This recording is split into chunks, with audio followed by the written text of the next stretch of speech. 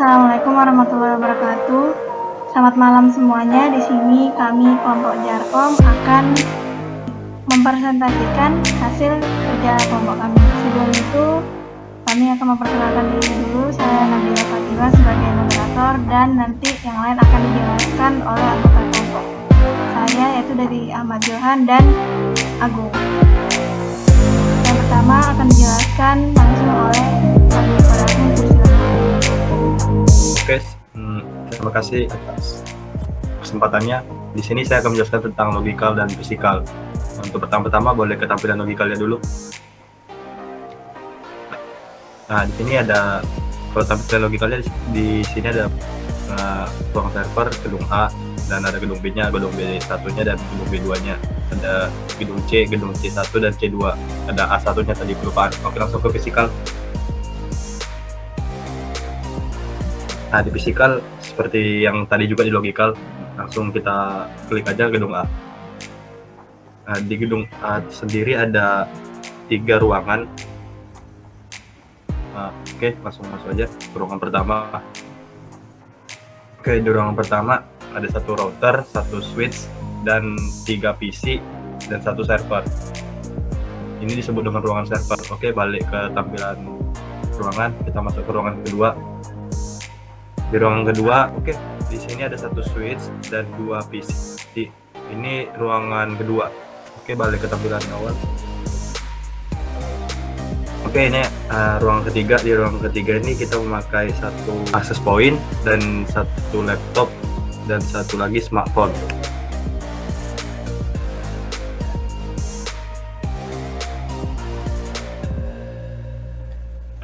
Oke, kita kembali ke gedung B.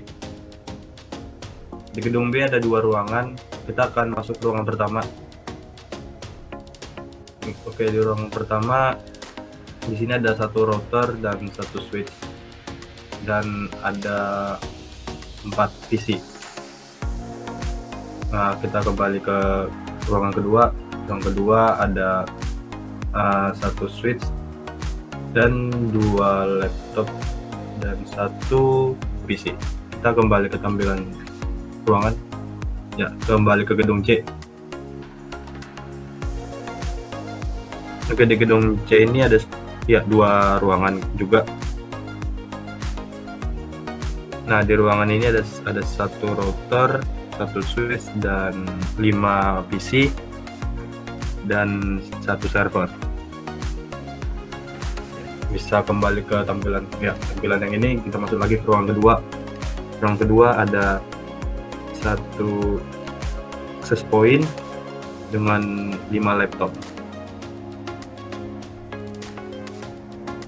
Oke, selanjutnya akan dijelaskan oleh Johan mengenai subnet NAS-nya dan konfigurasinya. Pada Johan dipersilakan. Di sini ada penyetingan IP-nya, di mana pada gedung A ada ruang server.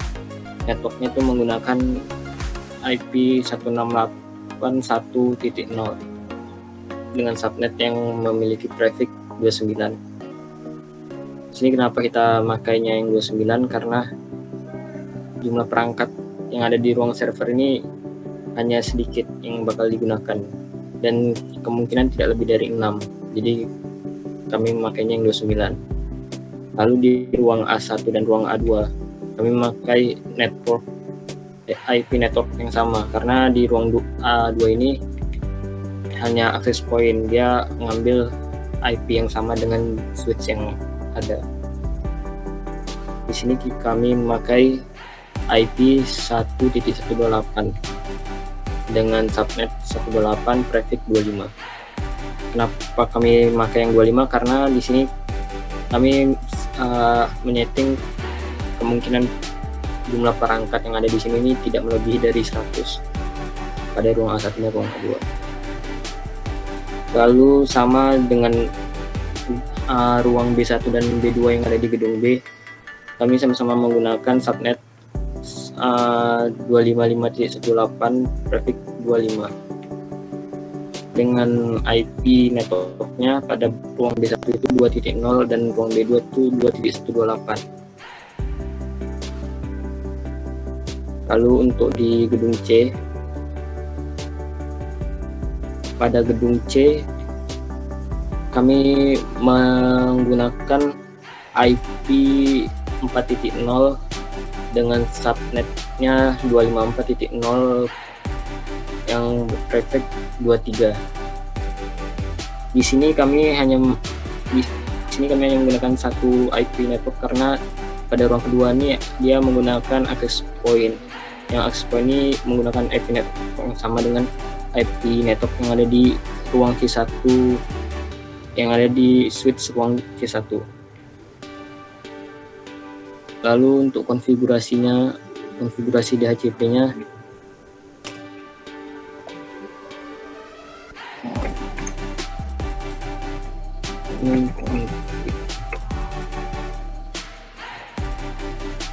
di sini ada IP DHCP Fullnet A1 yang mana networknya 1.0 sama kayak yang tadi, subnet 248 dan default routernya 1.1. Lalu ini net A1 ini yang ada di ruang server. Lalu untuk net A2 ini yang ada di ruang A1 dan A2.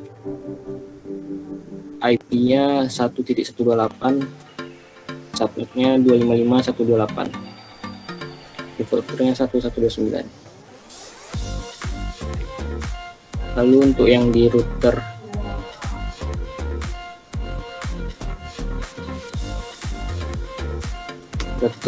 gedung B,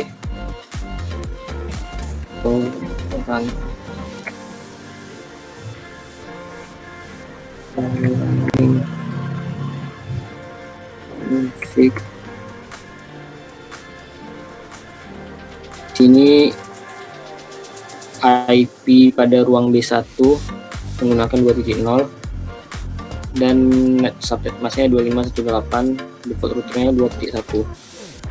Untuk yang di ruang B, net B2 IP-nya 2.128, subnetnya 255.128 dan default routernya 2.129. Lalu untuk yang di gedung C,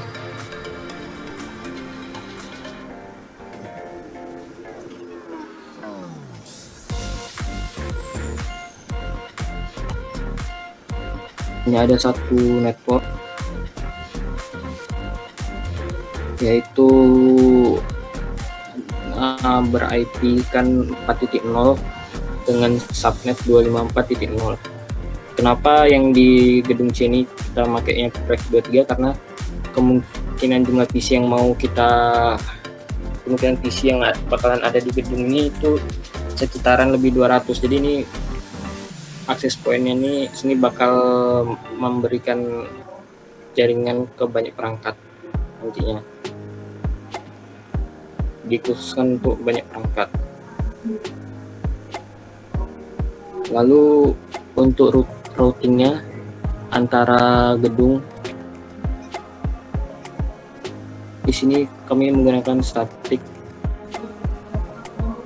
Apabila dia ingin ke 2.0 network 2.0 yang mana yang ada di gedung B sama 2.128 yang mana ada di gedung B, dia menggunakan jalur 10.10.2 yang itu adalah IP dari fast internet 1.0 yang ada di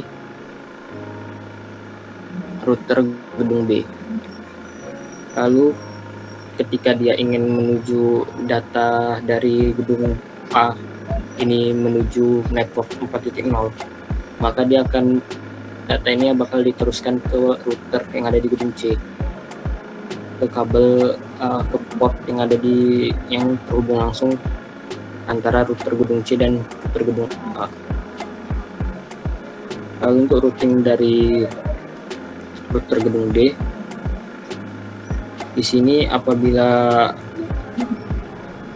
network yang bakal keluar dari gedung B ini menuju net 1.0 dan 1.128, maka dia akan menuju ke port yang ber-IP kan 10.10.1 yang mana ini ada di router router gedung A.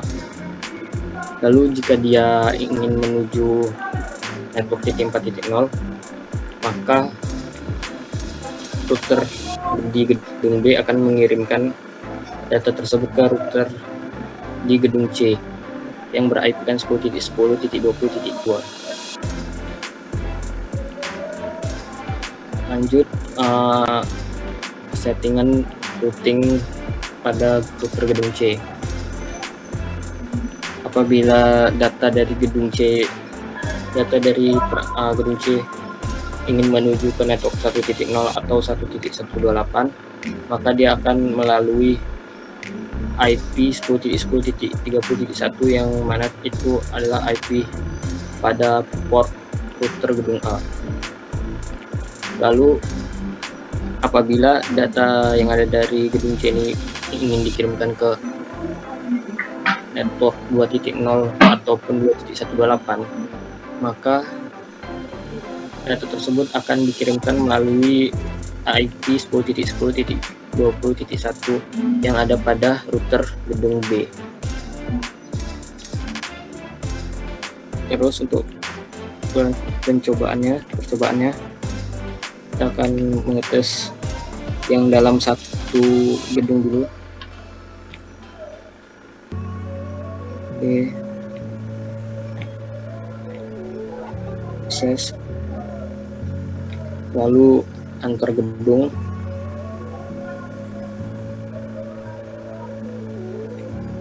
Antara gedung A dan gedung B.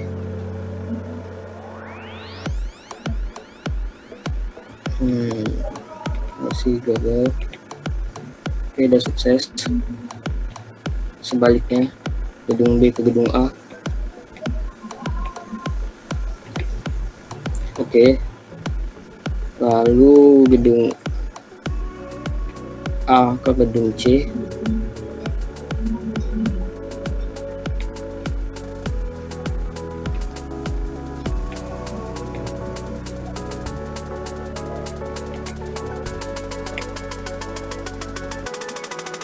Oke, sukses. Dan sebaliknya gedung C ke gedung A, sukses. Lalu dari gedung B ke gedung C, masih gagal. Sukses. Dari gedung C ke B, sukses. Jadi di sini kami mengapa menggunakan topologi ring antar router, karena apabila salah satu routernya bermasalah, kedua router lainnya masih dapat saling berkomunikasi. Oke, sekian dari saya kembalikan ke moderator. Baik, terima kasih kepada Johan atas penjelasan dari subnet-netnya dan konfigurasinya. Dari segi ini penjelasan materi dari kerja kelompok kami. Apabila ada salah kata mohon dimaafkan. Sekian, selamat malam. Wassalamualaikum warahmatullahi wabarakatuh. Terima kasih telah menyaksikan.